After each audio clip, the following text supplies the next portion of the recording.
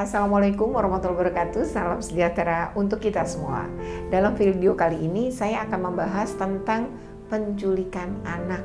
Ya, tentu kita harus tahu nih gimana tips mencegah anak kita tidak jadi korban penculikan.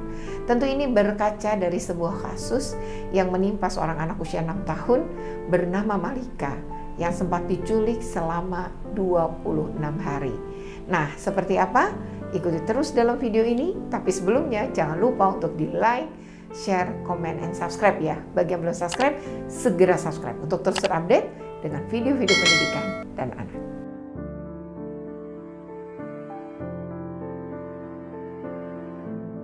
Ya, Malika ini anak usia 6 tahun yang diculik oleh seorang bernama Iwan Sumarno ya, dan kebetulan ini penculiknya pernah dihukum ya selama 7 tahun karena kasus kejahatan seksual terhadap anak. Nah, Iwan kebetulan kenal dengan Malika dan orang tuanya karena orang tua Malika punya warung yang kemudian Iwan ini ya si pelaku seringkali jajan di situ gitu ya, beli minuman, beli makanan, sering bertemu dengan Malika, jadi akrab. Nah, suatu hari Malika itu dijanjikan oleh Iwan, ditawarkan mau nggak beli ayam tepung, maksudnya itu ayam Kentucky ya. Nah, anaknya mau, senang, tapi tempatnya jauh, harus naik bajai. Kata Malikanya dengan riang, kalau kita melihat dari CCTV, si anak tanpa sekali riang mengikuti si pelaku. Sejak itu maka Malika tidak pernah terlihat ya, dan polisi kemudian mencoba mencari. Ya, dan 26 hari kemudian Malika diketemukan di Ciledug. Iwan mengajaknya untuk keliling mencari barang bekas. Jadi memulung, dan Malika berada di gerobaknya yang dibawa oleh Iwan. Nah, kasus ini kemudian sebenarnya memberikan pembelajaran kepada kita bagaimana kita mencegah anak-anak kita menjadi korban dari penculikan.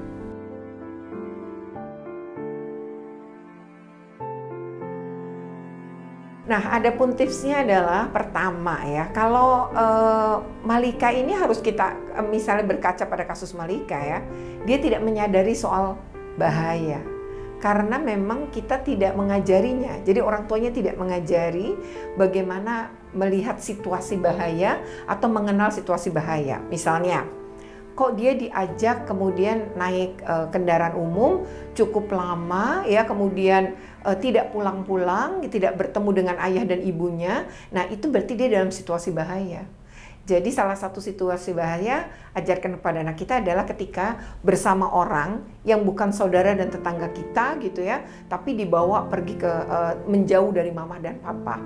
Nah, itu mungkin istilah yang kita sebut dengan penculikan, karena kan anak yang menjadi target biasanya anak di bawah umur 12 tahun. Nah, ketika Malika ditemukan ya, dia berada di dalam gerobak. Nah, itu juga kan menunjukkan tadi situasi bahaya yang dia alami itu tidak disadari oleh anak. Nah, kita harus ngajari nih anak-anak, salah satunya ketika jauh, apalagi gak ketemu berdiri dengan ayah ibunya. Nah, ketika situasi bahaya, maka kan harus minta tolong. Jadi sebenarnya ketika Malika dibawa berkeliling-keliling selama 26 hari, dia pasti berjumpa banyak orang. Apalagi ketika si pelaku misalnya beli makanan, tidur berpindah-pindah. Seharusnya Malika ini setidaknya dia bertemu dengan banyak orang dan mengatakan ke orang lain gitu ya, bahwa dia ingin bertemu ayah ibunya, dan dia mengatakan bahwa orang ini bukan ayah saya. Nah, itu yang seharusnya dilakukan, tapi karena dia tidak pernah diedukasi atau diajari, maka dia juga tidak mengerti caranya meminta tolong. Anak-anak juga kalau menangis ya, itu harus kita ajarkan. Kalau dalam situasi seperti itu dan menangis, itu jangan kemudian bilang mama gitu ya atau papa, tapi tolong, ngomong tolong, sehingga orang di sekitar sadar nih anak dalam bahaya. Jadi sinyal-sinyal itu pun harus diajarkan tuh. Jangan nangis sambil ngomong mama ya, tapi nangis dengan mengatakan tolong, tolong. Dengan begitu masyarakat di sekitar, orang di sekitar sadar nih anak kayaknya dalam bahaya, ini kayaknya bukan orang tuanya nih. Itu akan terlihat kemudian. Nah, dan kalau kita ngomong tolong kan si pelaku juga panik. Bisa dia melakukan tindakan-tindakan yang mencoba membungkam, nah justru melakukan kekerasan. Nah di situ orang sekitar bisa membantu ya. Jadi tadi itu tips yang pertama, memahami bahaya, yang kedua meminta tolong kalau dia sudah menyadari bahwa itu bahaya. Nah yang berikutnya lagi adalah ketika nih anak terlepas dari keramaian. Kan bisa saja bukan karena kasus Malika, anak kita dibawa ke tempat wisata, ke mall, atau mungkin mudik, terlepas dari kita. Padahal harusnya orang tua nggak boleh kalau di keramaian itu melepas tangan anak. Atau jangan pernah melepaskan pandangan dari anak. Andaikan itu terjadi dan anak kemudian terlepas dan hilang ya dari pandangan kita, maka apa yang harus dilakukan oleh kita? Kita pasti kan minta informasi tuh, tapi anaknya harusnya diajarkan, karena situasi seperti itu juga membahayakan dia. Bisa saja di orang yang niatnya nggak nyulik jadi nyulik gitu, karena dilihatnya anak sendiri dan nangis. Maka yang perlu diajarkan kepada anak, kalau kamu terlepas daripada papa dan mama, maka segera cari orang berseragam. Orang berseragam itu bisa SPG yang jaga toko, bisa juga satpam, polisi. Nah, kenapa harus orang berseragam? Karena jelas identitasnya. Kalau tertangkap kamera pun jelas kita bisa lacak, dan orang-orang itu sudah pasti orang baik yang akan ngantar ke bagian informasi. Ya, dan lalu yang sering juga nih ya kita harus ajarkan ke anak, ketika anak mulai belajar bicara, bisa bicara, maka nama dia, nama orang tuanya, ayah ibunya, plus dia tuh tinggal di mana. Nah, tinggal itu bisa saja alamat yang misalnya di Kelapa Gading, di Tanjung Priuk, di Rawamangun gitu. Tapi bisa lebih spesifik ketika anak sudah lebih besar lagi.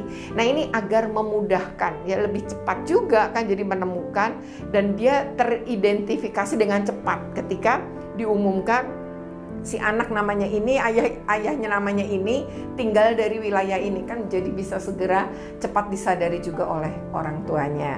Nah, yang terakhir adalah ketika nih anak kita pulang pergi sekolah sendirian atau dijemput oleh orang yang mungkin kita tidak bisa menjemputnya dia karena kita bekerja. Maka penting juga bagi orang tua, bukan kemudian kita paranoid juga ya, melarang anak-anak kita bermain, melarang anak kita bersosialisasi, tidak, tapi edukasi dia itu yang lebih penting, termasuk ketika dijemput. Jadi katakan ke anak kita kalau nanti penjemputnya pakai password. Password itu bisa kesepakatan antara ibu dan anak dan berganti-ganti. Misalnya nama binatang, hari ini beruang. Hari ini nanti yang jemput kamu passwordnya adalah beruang.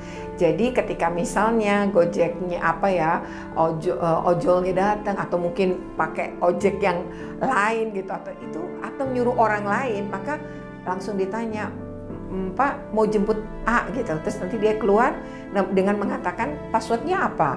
Nah ibunya kan udah komunikasi tuh sama si yang jemput, kalau dia bilang beruang, oh cocok, nah, baru itu adalah kiriman ibunya. Nah lalu guru ini juga harus kita ajak kerjasama dengan orang tua ya, bahwa kalau anak-anak belum dijemput, pastikan, apalagi anak SD, pastikan gurunya memastikan bahwa penjemputnya anak-anak tuh pulang dan dijemput dengan yang jelas. Lalu jangan sampai anak itu berada di luar pagar sekolah selama belum dijemput, tapi letakkan anaknya, pastikan tetap berada dalam lingkungan sekolah sampai si penjemput datang. Jadi orang tua nggak perlu juga khawatir, apalagi orang tua yang bekerja gitu ya, tapi buatlah anak-anak kita ini memahami. Jadi harus kita edukasi cara-cara dia ketika berada dalam situasi bahaya, terlepas dari kita, atau dia itu diambil oleh orang lain dengan bahasa yang kita sebut diculik ya. Demikian tips ini, semoga bermanfaat ya. Jika bermanfaat jangan lupa untuk di like, share, comment, and subscribe. Bagi yang belum subscribe, segera subscribe untuk terus update dengan video